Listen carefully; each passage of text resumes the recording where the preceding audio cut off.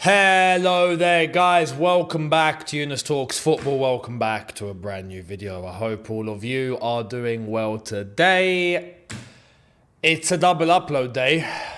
It's a double upload day because there's news to cover. There's things to discuss that is not going to be correlated completely with the match preview that we need to do today for tomorrow's game. Because yes, we're not even over what happened on the weekend, on Sunday, but we are here because tomorrow we're playing in the FA Cup and we're playing Leeds. So the match preview for that will be out later. Make sure you guys are here for that, as long as YouTube uploads permits, because there's been a big, massive problem on the YouTube platform in relation to uploading. For those that don't upload, you'll be fine. But for those that upload, there's problems. So if this video actually gets out in the first place, then happy days, we're in a good place. But if that's the case, then there's a double upload, this and the preview later on. So make sure that you guys are here for the preview later on today, Chelsea versus Leeds. And we're going to touch on a few things in relation to that in this video, because we've got news, like I've mentioned, and we're going to start off with that. I'm tired.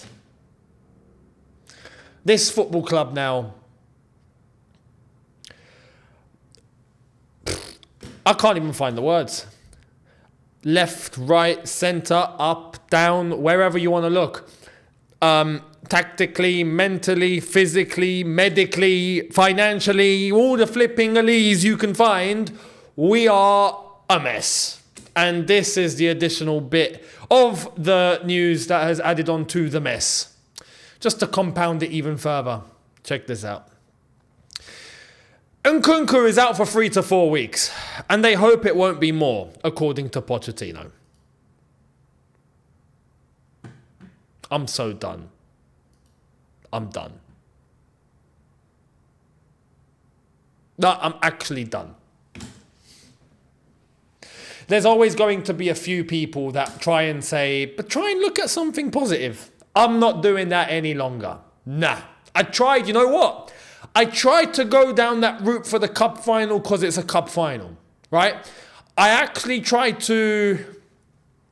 It's a cup final, form is out the window, come on, it's 90 minutes, forget the season, just focus on this 90 minutes, get the job done. And we bottled it in a way that no one's bottled it ever. Right? Proof is in the pudding. We lost to Liverpool under 8s. And respectfully, okay, they're not under 8s, of course. But you get the gist. And 6 finals in a row. The whole thing's just stunk, right? I'm done. This club is heading into the abyss. On every level.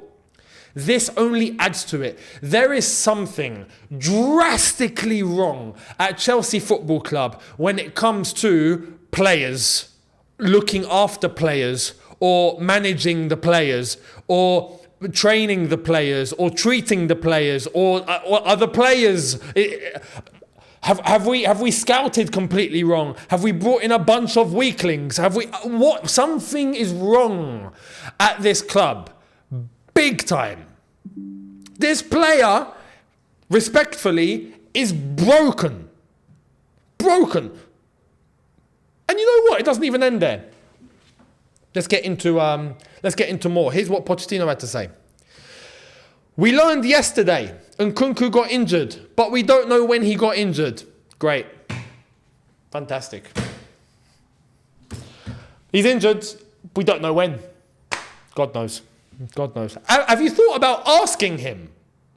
Have you thought about actually, hey, Christopher, when did you start to feel a little bit of pain, mate? When did you start to feel, when did you know something was wrong? Could you tell me roughly what sort of time that was so then we can have an idea, mate? Did you think of asking him?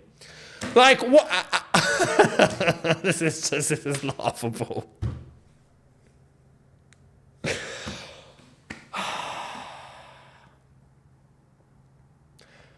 What the hell has happened to this club, man? I'm looking out the window and I'm just thinking, how did we get to this? How did we get here? You know what's mad? I've not said this, and I've not said it enough, and I'm going to say it. The UK government, you got what you wanted. You actually got what you wanted, man. You actually got what you wanted. You wanted to destroy this club where you bloody did. You bloody did. You actually did. Mad.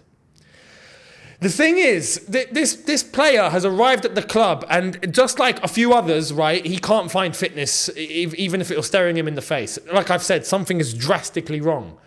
But it's incredible that we don't even know when he got hurt. He played the final, looked okay. All of a sudden, he's out for 4 weeks. What? How does that happen? How does that happen? And we don't even know how. You want to know what's mad about Nkunku? His injury record. I'm actually not sure if I can get this on screen. Can I get this on screen for you guys? Let me try and...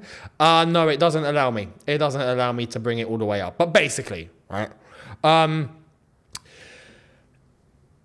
In his short time at Chelsea so far, right? So from when he's arrived at the club, he is about to hit the exact amount of time that he's been out injured for the entirety of his career in this short time at Chelsea so far. Make that make sense. Make that make sense. He's missed a total of 29 games before coming to Chelsea. He's already missed 27. And now he's going to miss 3 to 4 more weeks. He's about to eclipse it. He's about to overtake it. He had 20 to 21, he had 2 little problems, nothing crazy. 22 to 23, he had a torn lateral knee ligament injury, as well as a torn muscle fiber, and that put him out for a total of 20 games, 22 if you include the 2 little, he had a problem with his wrist, and that was it, right?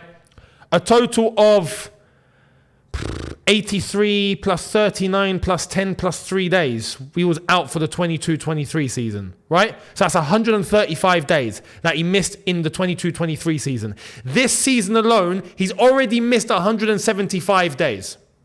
And there's 4 more weeks now coming on top of that. Make it make sense. This club is broken. This is why I say on so many levels, we are ruined, man. You know what? People don't actually... I feel like there are people that actually understand just how grave and deep the situation at this club is.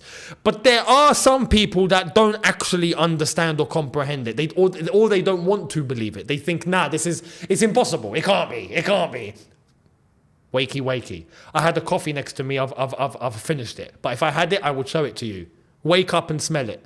Yeah, it's fact. It's true. We are in the abyss.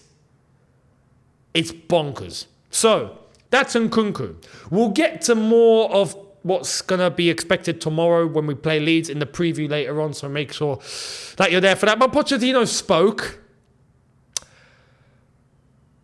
This is not the first time he's decided to lie.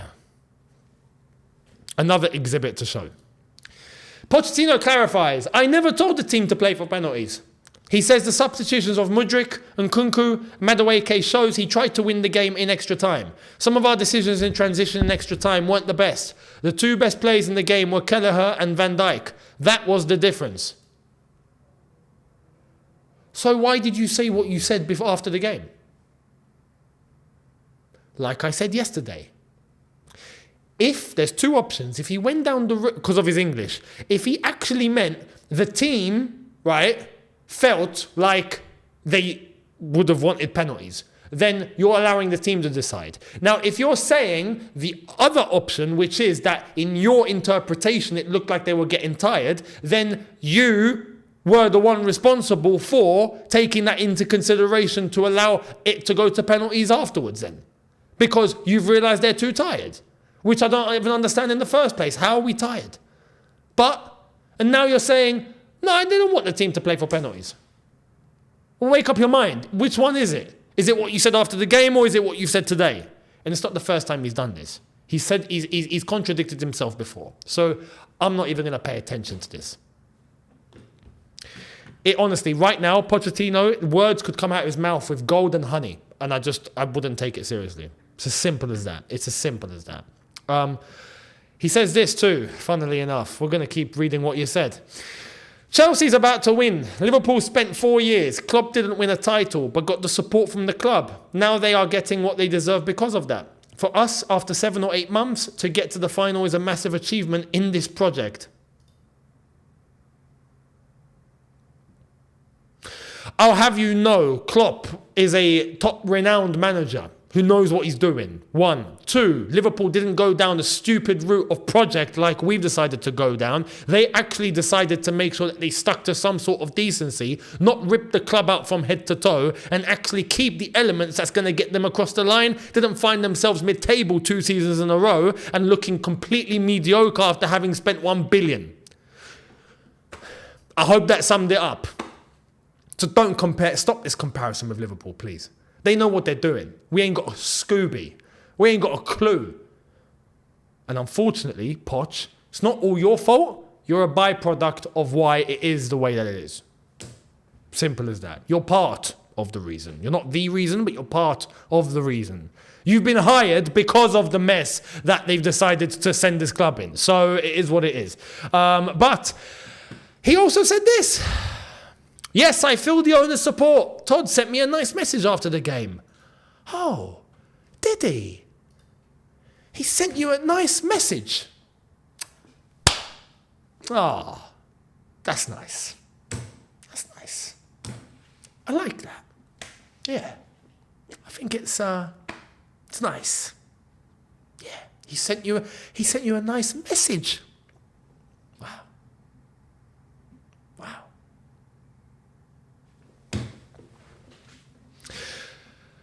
The only thing you should be getting is the helicopter to the training ground. That's what you should be getting.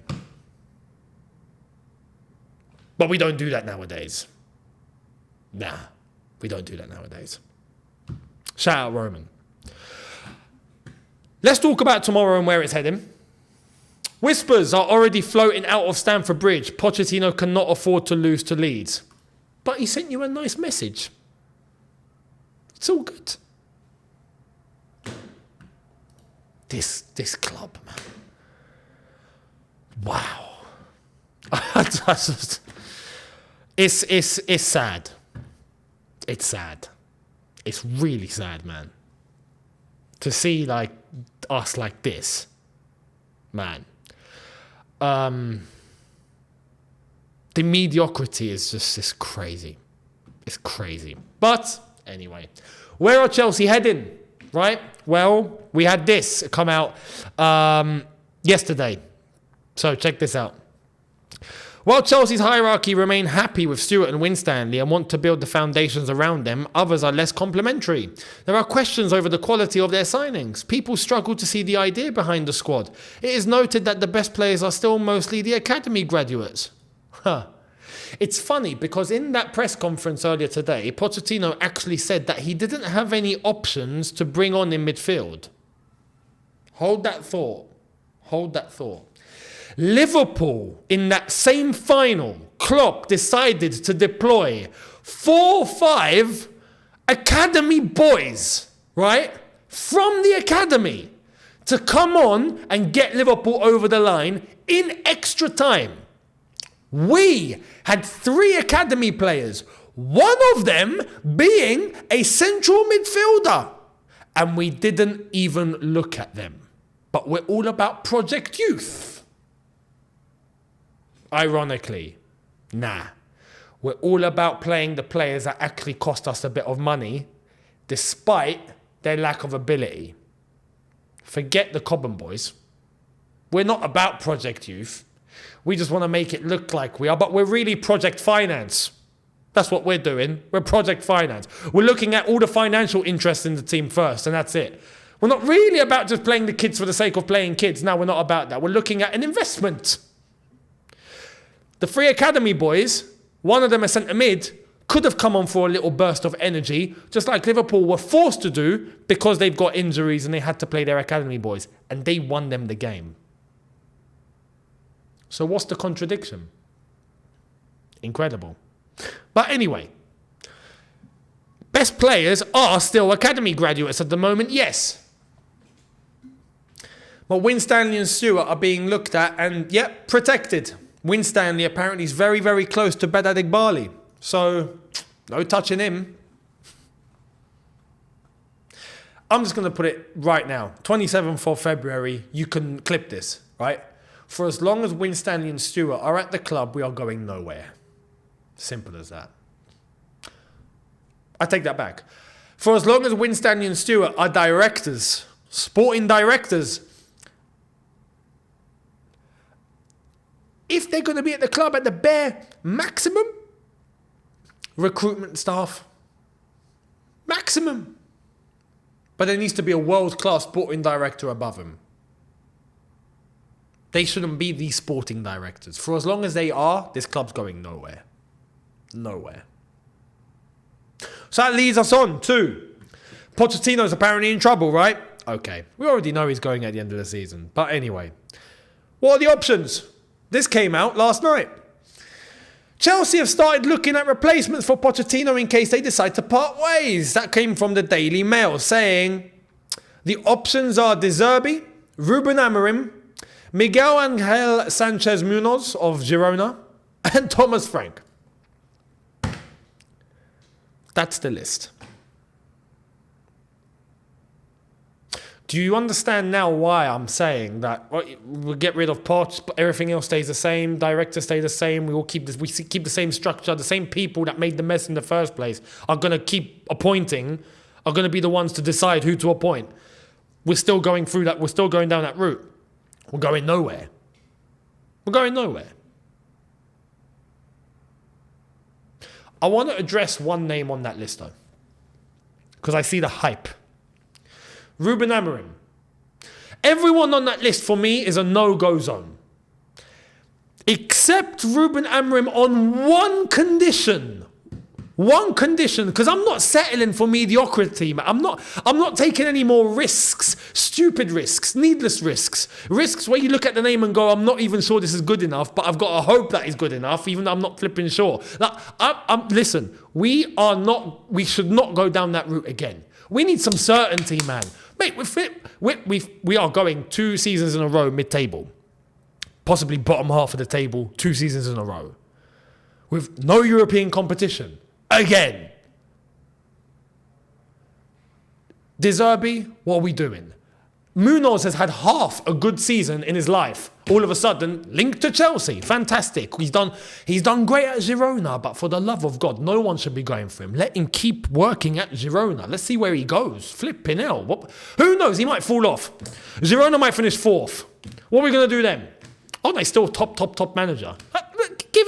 Allow him to get on with it at Girona. No one expected Girona to get to where they are right now. Don't all of a sudden just say, oh my God, this guy's going to win us the Champions League. Relax. At the same time, Thomas Frank, really? Now, Ruben Amorim is the one that I can somewhat consider to take seriously. But I'm not going to say go for him immediately right now. No. He's won the Portuguese league before, and his job at Sporting looks to be appreciated. Absolutely. But he's also reached a Europa League final before. Cool. This season, right? If we're going to be serious, this season, I need to see Sporting win the Portuguese league, and I need to see them go on to win the Europa League. Now, some people are going to say, and correctly, De Zerbi's in the Europa League. Why are we not considering him? Because, respectfully, Brighton are not going to win a league title. And I need to have someone that at least has some sort of expertise in taking a decent side to a league trophy and some trophies overall. That's something that De Zerbi's not done. Don't quote Shakhtar, please. The Portuguese league at least is semi-respected, right? Especially for up-and-comers. He's done that job. He's been there. He's got at least a feeling of what it might take to take a team across an entire season, a campaign, to be able to win it. He's got that in his locker at least, right?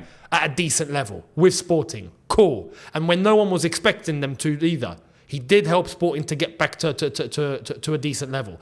But making a Europa League final in the past, cool. This season, if he does win the Portuguese league and he does go on to win the Europa League, at that point, okay, definitely a candidate on the list. If he doesn't, I'm sorry, I can't take the risk. can't take the risk. We don't have any more time to just be hanging about experimenting. I'm done with experimentation. It's finished. I'm done with experimenting. I'm not looking to go down that route again. Finished. 2 seasons mid-table. This season with no European football, 1 game a week, and we're plucking every single excuse out of the book. And we've still gone nowhere. It's incredible. So Amorim's the one that I can consider to an extent. But talking about Amorim, here's the latest from Fabrizio. As for Amorim links, it's a possibility for him to leave Lisbon in the summer. Yes, it's not guaranteed yet, but he'd be open to considering top clubs. At the moment, he's not in direct contact with any club, but he's appreciated in England for sure. So, another thing, I hope he's not an ultra nice guy, because he smiles a lot. And look, I appreciate that, right? I appreciate that. You'd be funnily surprised, for those that don't really know me or haven't been watching for a long time. Away from talking about Chelsea nowadays, I am someone that smiles a lot, right? And you'll hear the ones closest to me tell you that all the time. But when it comes to football and coaching and management, I'm sorry, I need to see a little bit of grit. There needs to be a little bit of, I can be nice, but don't cross me. I hope he's got that, because I got to be real. I don't know too much in terms of about his personality. We don't know. So I hope he's not super nice, because we've been down that route with Graham Potter. Look what happened. Lost respect. Can't have that in England. In England, can't have that. It will surprise me if he is, because he's Portuguese, and in Portugal, the Mediterranean, hot-blooded, hot-tempered, you know, there's that little bit of personality. So I'll be shocked. But like I said, he's the only one that I can take somewhat semi-seriously on that whole list. That list is abysmal. It's an absolutely abysmal list. Just goes to show we're not changing direction. We're not looking to actually shift the model or change the strategy or somewhat start doing things seriously. And it turns out that even Strasburg are falling victims to this. I want to apologize to Strasburg. Because at one time at the beginning when they got bought, I was like, yo, they should honestly look at it and think they're in a decent position now. You know, they've been elevated, at least financially. And then we figured that we've been screwing ourselves financially, and their fans have been protesting, correctly so. Well, they're absolutely correct. And fair play to the Strasbourg lot, because they've been absolutely bang on. Here's the latest from Strasbourg. Questions emerge over Blue Coast strategy for Strasbourg, as Chelsea loanees are prioritised, with Ben Adegbali given the final say on all transfer targets despite limited footballing knowledge. Well. There's more. Ben Adegbali, while surrounded by a large and specialised team at Chelsea, has decided to take responsibility of Strasbourg on his own, despite it being thought that he has both a limited understanding of football and experience working in the industry. So we've had owners where Todd Bowley wanted to appoint himself as sporting director to start off with, and then to get in a bunch of yes men to do the job for them. And now Adegbali is deciding to run it at Strasbourg himself. Yet some people don't want to believe that these owners are dictating what's going on at Chelsea. This is why I put 2 options on the table in yesterday's video. Is it Winstanley and Stewart deciding and the owners nodding along going, oh yeah, we'll listen to you. No, you guys are the football guys. No, yeah, go for it. Yes, that looks good. Fantastic. Even though it's a calamity. Or is it the owners deciding and these guys just going, yes, boss, no problem, boss. Thank you, boss. Hope it's all good, boss. Okay, boss. See you tomorrow, boss. I'm more inclined with option 2. If they're doing it at Strasbourg, you best believe they're doing it for the bigger fish, and they're doing it at Chelsea. But they have to have a team at Chelsea because it's flipping Chelsea. This isn't Ligue 1. We've got more eyes, there's more focus, there's more media, there's more money, there's more, everything is elevated at Chelsea. Of course they can't do it by themselves, but you best believe they're dictating. Best believe.